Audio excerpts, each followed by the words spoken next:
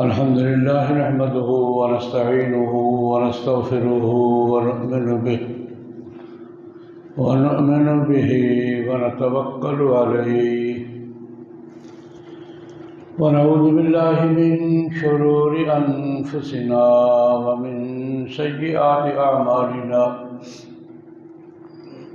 من يهده الله فلا مضل له ومن يضلله فلا هادي له ونشهد أن لا إله إلا الله وحده لا شريك له ونشهد أن سيدنا وسندنا ومولانا محمدا عبده ورسوله أرسله بالحق بشيرا ونذيرا وداعيا إلى الله بإذنه وسراجا منيرا اللهم صل على محمد وعلى آل محمد كما صليت على إبراهيم وعلى آل إبراهيم إنك حميد مجيد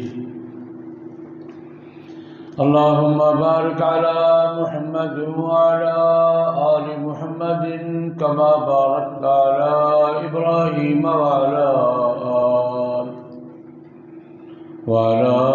آل إبراهيم إنك حميد مجيد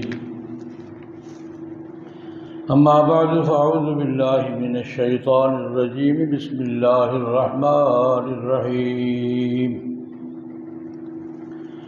وإذ أخذ الله ميثاق النبيين لما آتيتكم من كتاب وحكمة ثم جاءكم رسول مصدق لما معكم لتؤمنن به ولتنصرنه قال أقررتم وأخذتم على ذلكم إصري قالوا أقررنا قال فاشهدوا وأنا معكم من الشاهدين ومن تولى بعد ذلك فأولئك هم الفاسقون صدق الله العظيم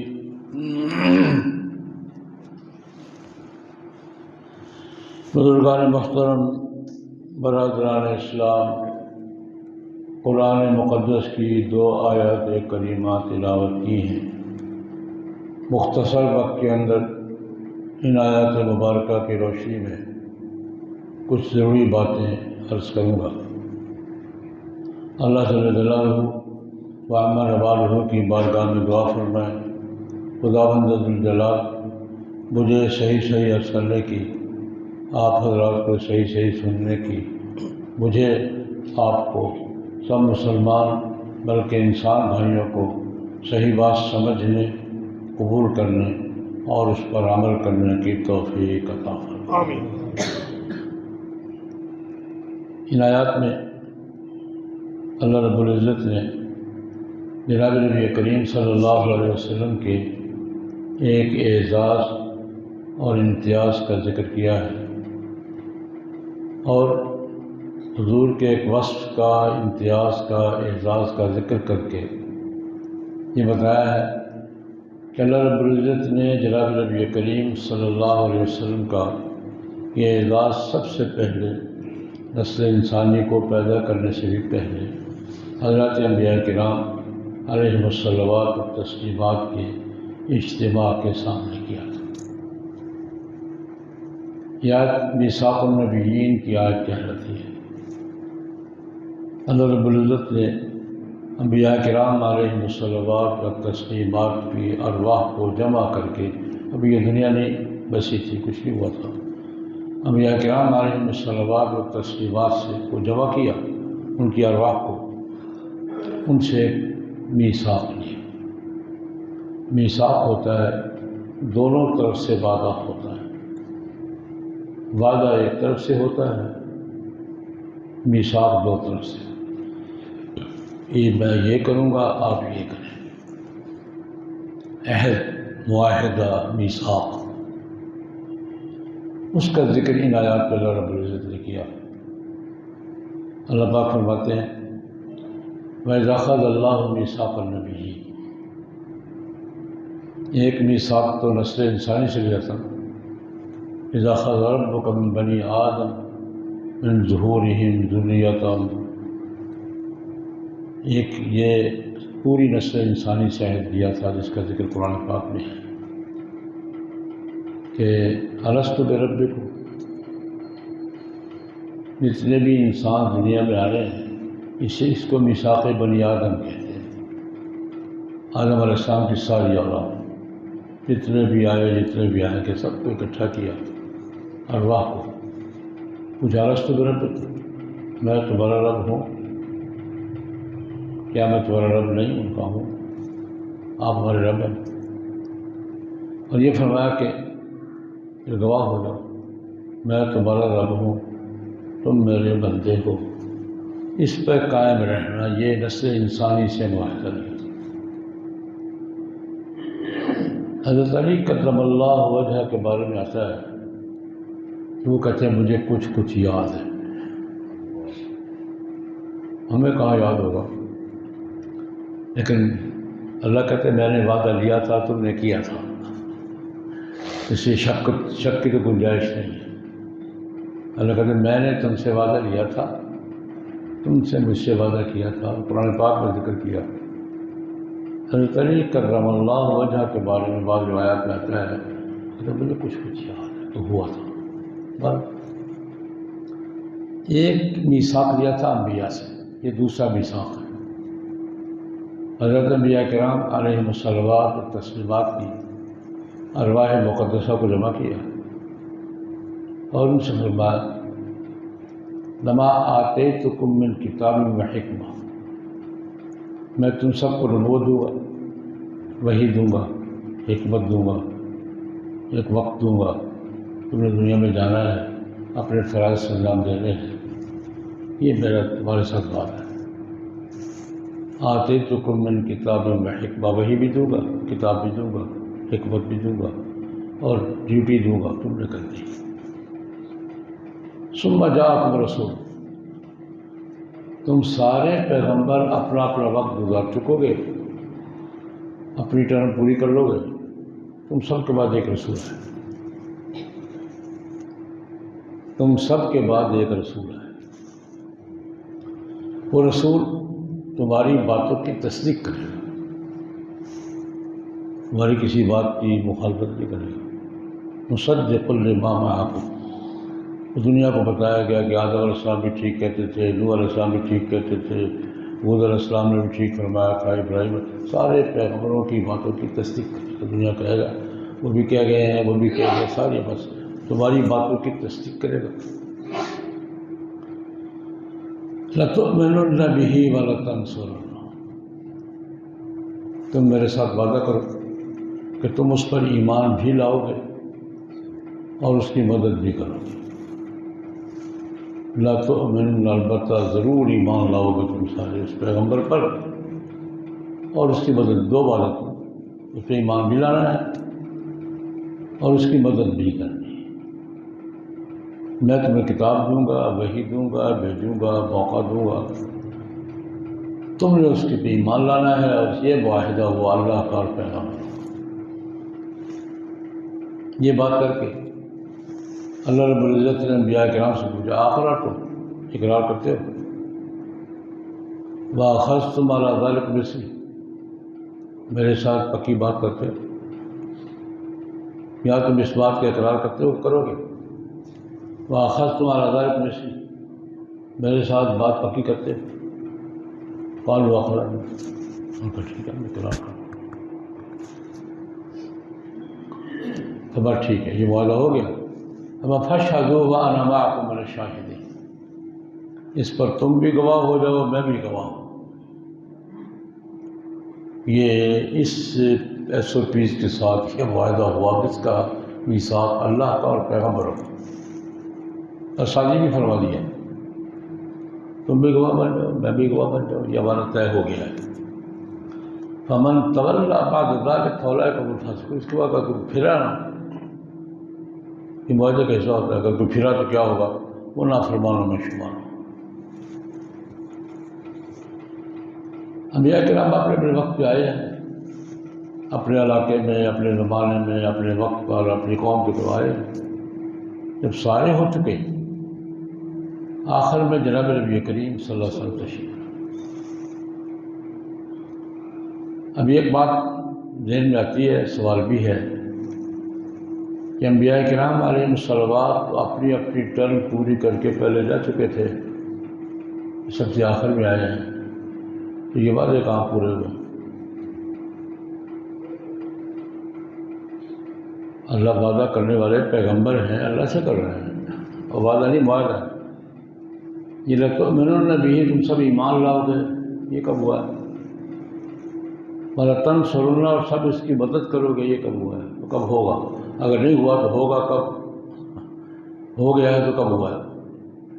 اس وعدے کی تکمیل کب ہوئی ہے، کہاں ہوئی ہے، کیسے ہوئی ہے؟ اس پر احادیث میں مفسرین کرام نے بڑی لمبی بات کی ہے۔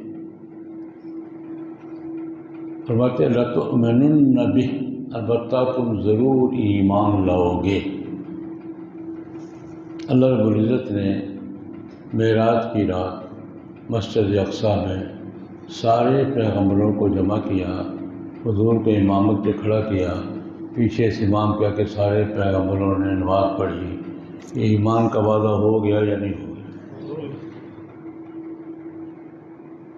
جناب نبی کریم صلی اللہ علیہ وسلم اس سفر کی تفصیلات بیان فرماتے ہیں، اس کا اتنا حصہ ہے۔ تو میں جبریل علیہ السلام مجھے لے وہاں گیا تو انبیاء کرام علیہ الصلوات و تسلیمات ساری صفحے باندھے کھڑے تھے۔ جبریل علیہ السلام نے میرا ہاتھ پکڑا، ان کا جناب آگے چلے، مجھے مسلح پہ کھڑا کیا، آپ نے نماز پڑھنی۔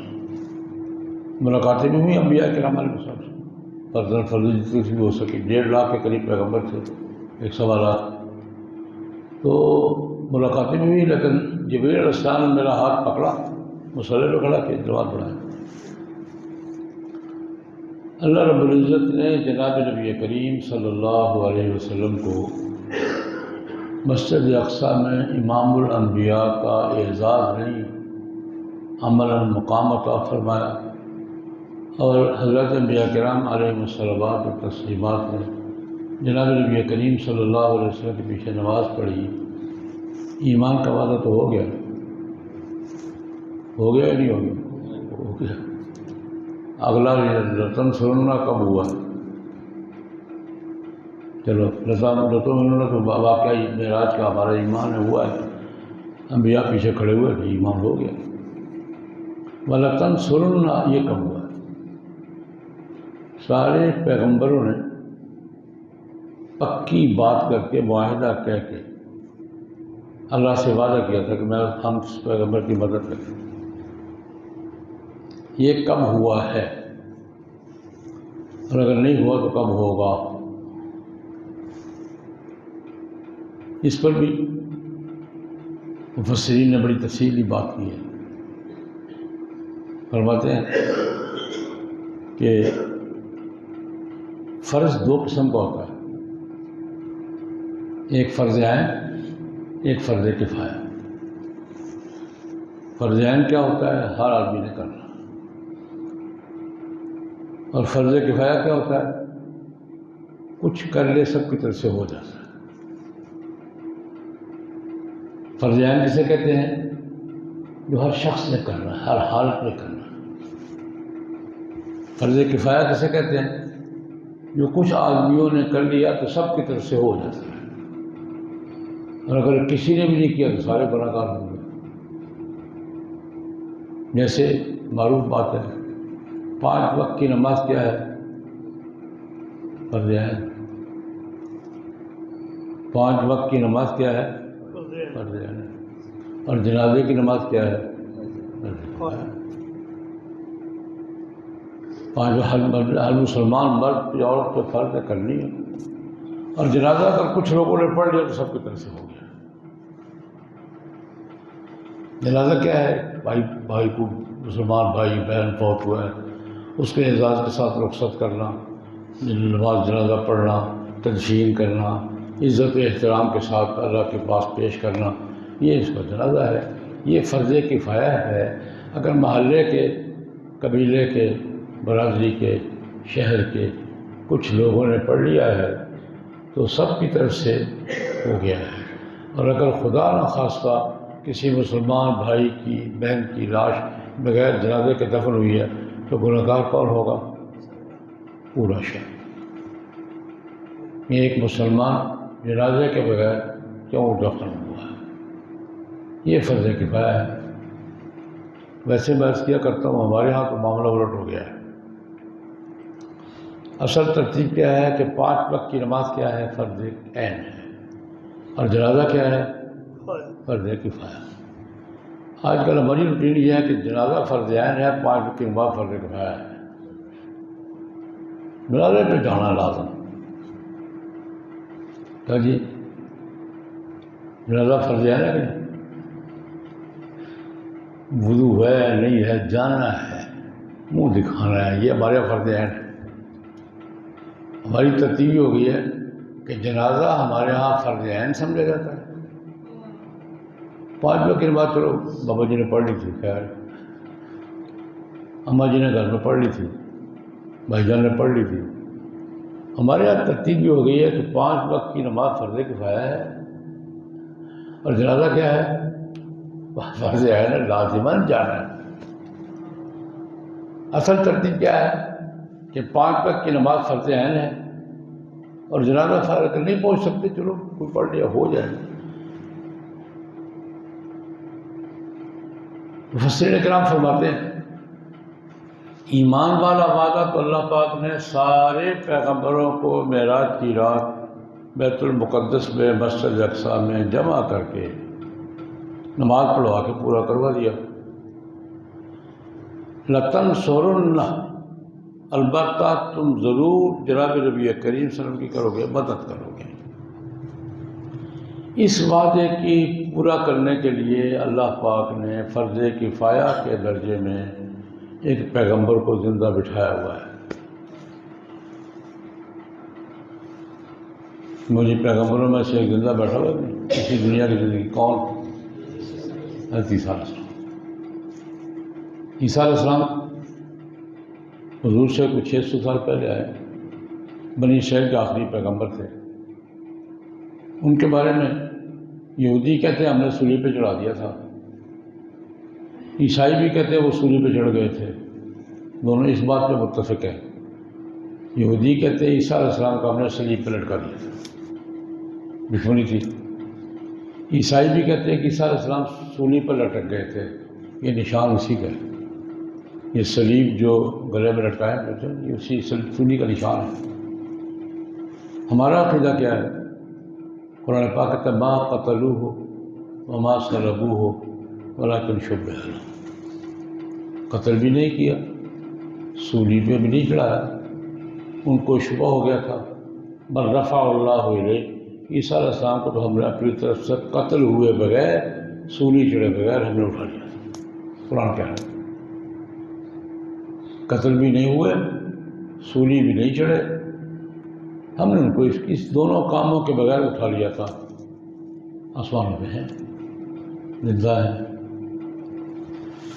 عیسیٰ علیہ السلام کی عمر کے بارے میں کیا خیال ہے، کتنی ہوگی؟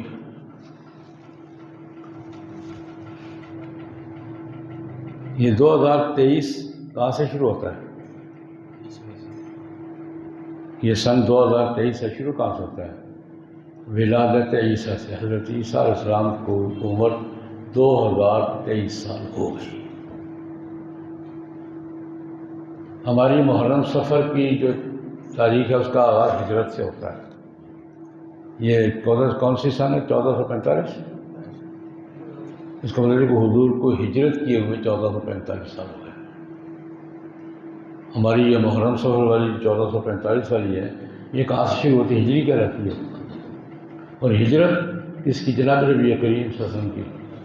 حضرت عمر رضی اللہ عنہ نے اپنے دور میں یہ ضابطہ بنایا تھا کہ ہم اپنی تاریخ کا تذکرہ ہجرت کے حوالے سے کریں گے۔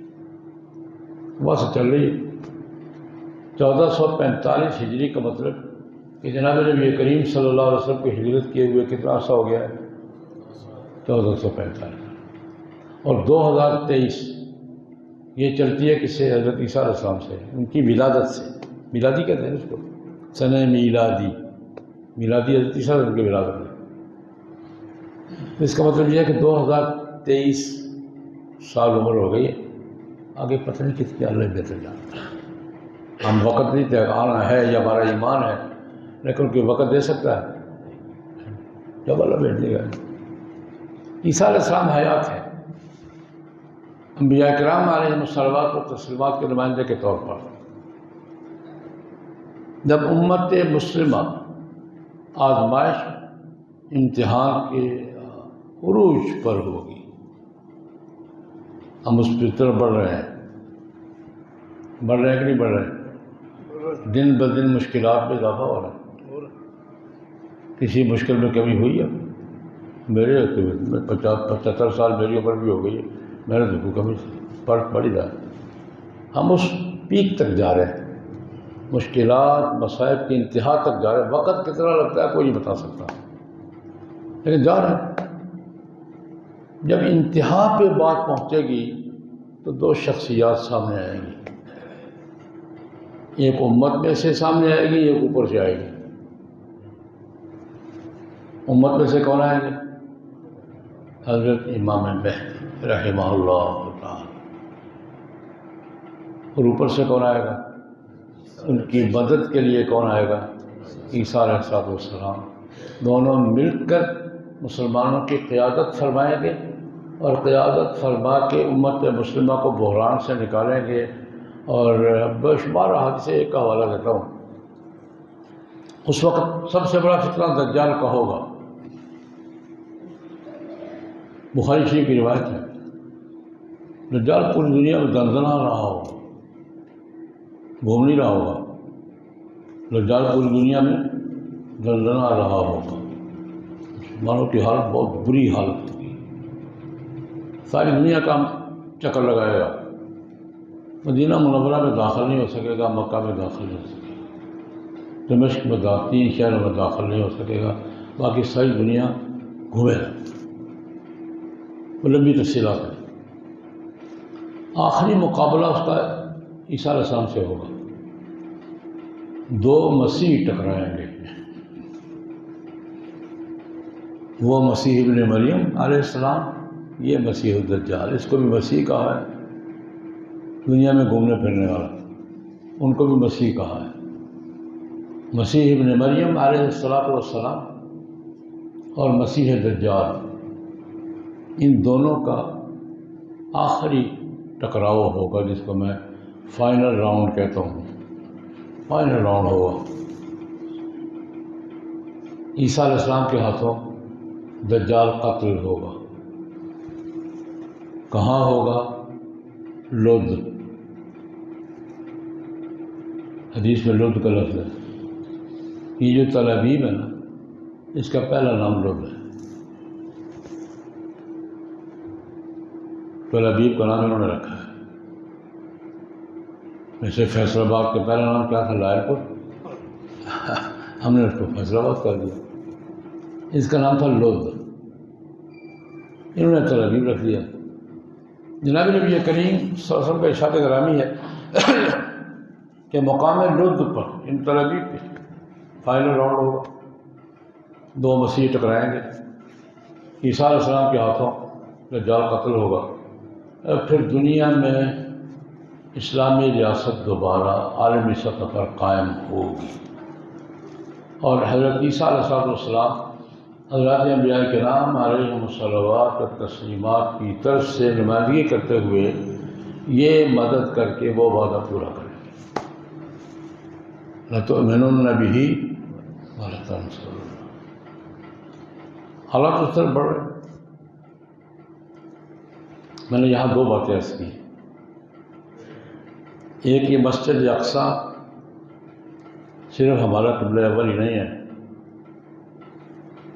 جناب نبی کریم صلی اللہ علیہ وسلم کو امام الانبیاء کا منصب ملنے کا مقام بھی ہے، وہ عقیدت اپنی جگہ۔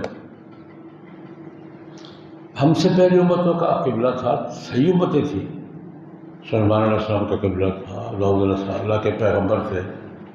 ایک عقیدت ہماری وہ ہے، ایک عقیدت ہماری یہ ہے کہ اب 17-60 سال بعد قبلہ رہا ہے، قبلہ اول ہے، لیکن اس سے بڑی اہمیت حیثیت ہمارے دلوں میں یہ ہے کہ جناب نبی کریم صلی اللہ علیہ وسلم کو اللہ رب العزت نے امام الانبیاء کا منصب دیا تھا، تو کہاں دیا تھا؟ یہ امام الانبیاء کے منصب کا مقام ہے مسجد اقصی۔ اور دوسری بات میں نے ایسی ہے کہ مسجد اقصی کے ساتھ ہمارے مستقبل ماضی کا تعلق تو ہے ہی، ہمارے مستقبل کا تعلق بھی ہے، صرف ماضی کا نہیں، مسجد اقصی کے ساتھ ہمارا مستقبل کا تعلق بھی ہے۔ ہماری جو کفر کے اسلام کی جنگ کا آخری مرحلہ کیا ہوگا؟ طلبی میں ہوگا۔ عیسیٰ علیہ السلام اور دجال کے درمیان ہوگا، اس میں فتح ہوگی اور اس میں پھر آگے معاملہ کریں گے۔ حضرت عیسیٰ علیہ السلام تشریف لائیں گے، ہمارا ایمان عقیدہ ہے۔ رسول اللہ صلی اللہ علیہ وسلم نے بڑی تفصیلات بیان کی ہیں، میں زیادہ تفصیل میں نہیں جاتا، صرف یہ عرض کر رہا ہوں مسجد اقصی اور فلسطین آج جس ماحول میں ہے، پوری دنیا کا موضوع آج یہی ہے، بالخصوص عالم اسلام کا، پورے عالم اسلام کا آج گفتگو کا موضوع کیا ہے؟ فلسطین، مسجد اقصی۔ کس حوالے سے؟ ساری تفصیلات چھوڑتے ہوئے ایک بات عرض کروں گا۔ اقوام متحدہ نے بنایا تھا اسرائیل سن 45 میں، 45 میں ہم سے 2 سال پہلے بنا، ہم 2 سال بعد، پاکستان 2 سال بعد بنا۔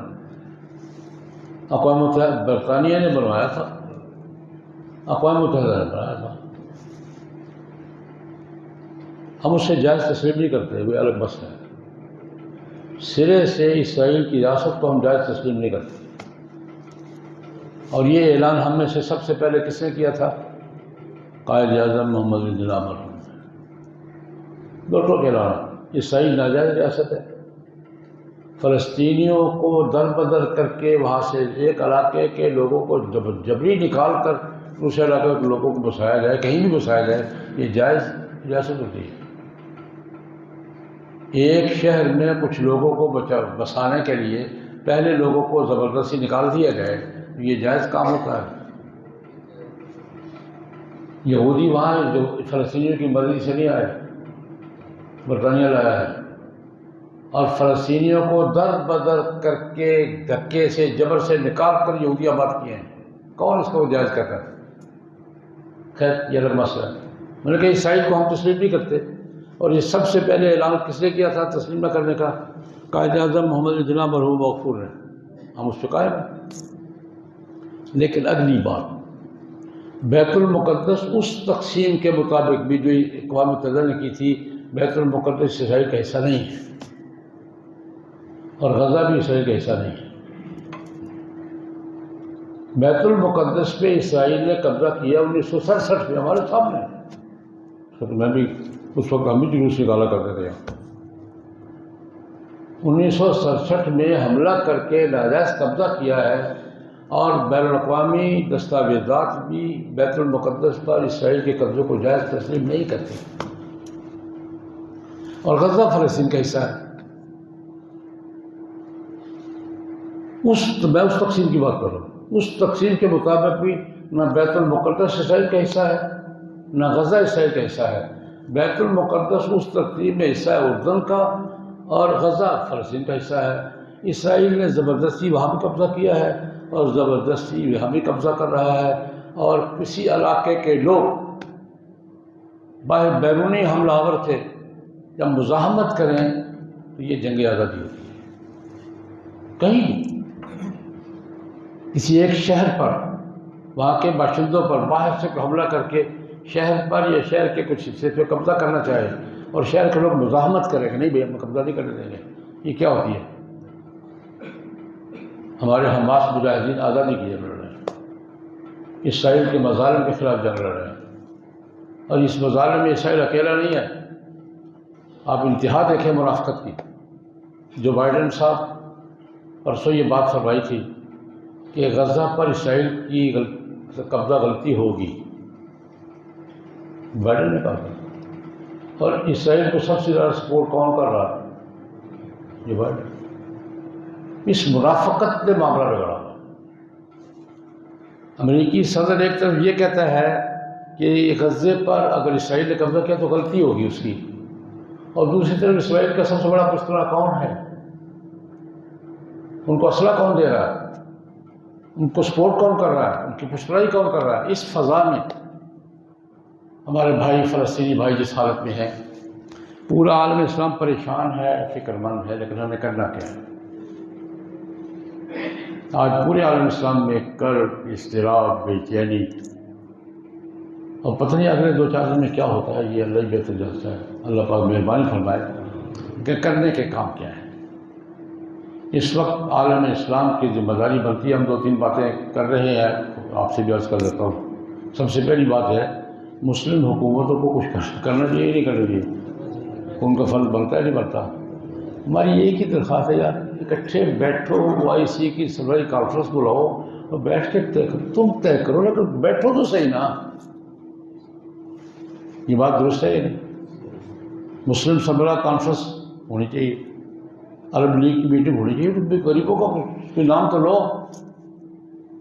ایک بات۔ دوسری بات، عالمی سطح پر سفارتی جنگ، لابنگ کی جنگ فلسطینیوں کے حق میں کسی کو کرنی چاہیے نہیں کرنی چاہیے؟ کشمیر کی بات جب ہوتی ہے ہم جیسے کیسے کرتے ہی نہیں کرتے۔ کشمیر کا مسئلہ بھی اسی نوعیت کا ہے، لیکن جب بھی دنیا میں بات ہوتی ہے تو ہم ڈھیلا کریں، سخت کریں، لیکن کرتے ہیں۔ فلسطینی کی بات کرنے والا کون ہے؟ کوئی ہے جو فلسطینیوں کے کیس کو اپنا کیس سمجھ کے لڑے، جیسے ہم کشمیریوں کے کیس کو اپنا کیس سمجھ کے لڑتے ہیں؟ الحمدللہ فلسطینیوں کو تو یہ سہولت بھی میسر نہیں کیونکہ ان کا مدعی بنے۔ یہ ضروری ہے پاکستان، سعودی عرب، مصر، ترکی آگے ہوں، آگے لگے، ان کا فرض بنتا ہے لیڈ کریں۔ اور تیسرے نمبر پر یہ ان کے حق میں آواز اٹھائی جائے، دنیا بھر میں آواز اٹھتی ہے۔ میں نے پچھلے میں بھی عرض کیا تھا، حماس کے نمائندے ڈاکٹر خالد صاحب، ان کا میسج آیا تھا، مجھے بھی آیا تھا، اور بھی انہوں نے کہا یار آپ لوگ جب نعرے لگاتے ہیں، جلسے کرتے ہیں، کوئی سیمینار کرتے ہیں، ریلی نکالتے ہیں، ہمیں اتنا حوصلہ ضرور ہوتا ہے کہ یار ہم اکیلے نہیں ہیں، یہ بھی ان کی پشتراہی ہے، یہ بھی ان کی سپورٹ ہے۔ چوتھے نمبر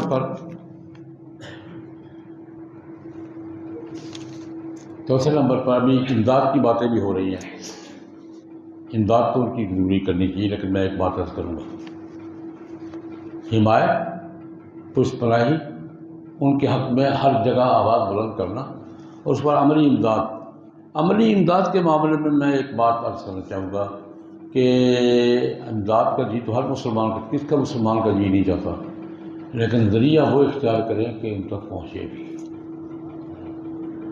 ہم تو جوش و خروش سے راستے میں اکثر ایسا ہوتا ہے، اس لیے دو ذریعے مسلمہ ہیں۔